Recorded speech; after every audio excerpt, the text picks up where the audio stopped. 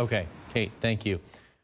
And with those below average temperatures that we've been seeing throughout the borderland, millions are without power across the state. But here in El Paso, actually a bit more of a success story, and that is because of something that Doppler Dave actually profiled and featured just last week in his special report, looking back 10 years ago to what happened in 2011.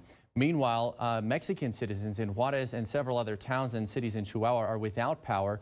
And the reason why Texas has suspended the flow of natural gas to Mexico in light of the peak demand for electricity and the natural gas that powers plants.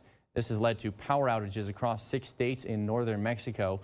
That according to Mexico's government-run electric commission. ABC7 has received multiple viewer emails about the power outages just across the border. And here in Texas, millions are without electricity. A majority of the state forced to deal with rotating power outages lasting 10 to 40 minutes, sometimes more, as a result of what Governor Greg Abbott is calling a historic winter storm. But ABC7's Brianna Chavez explains why El Paso is faring far better than the rest of Texas. 10 years ago, El Paso Electric implemented rotating power outages because of a massive winter storm, and thankfully, that's not the case this time. You know, the rest of the state is not faring so well. Millions of Texans without power due to a historic winter storm.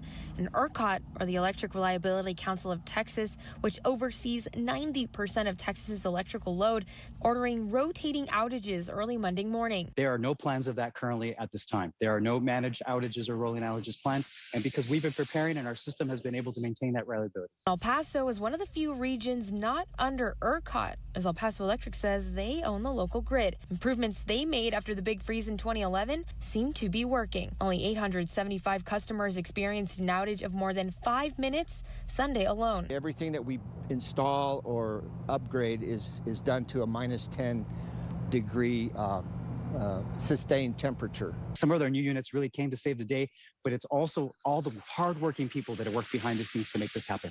New generators were replaced and added with antifreeze protection. Plus, the Montana units out in Far East El Paso, we did not have during the freeze. Even with thousands working from home because of the pandemic, you'd think peak electricity levels would be significantly higher this year. But back in 2011, the consumption of electricity is around the same amount of electricity use that's being used today.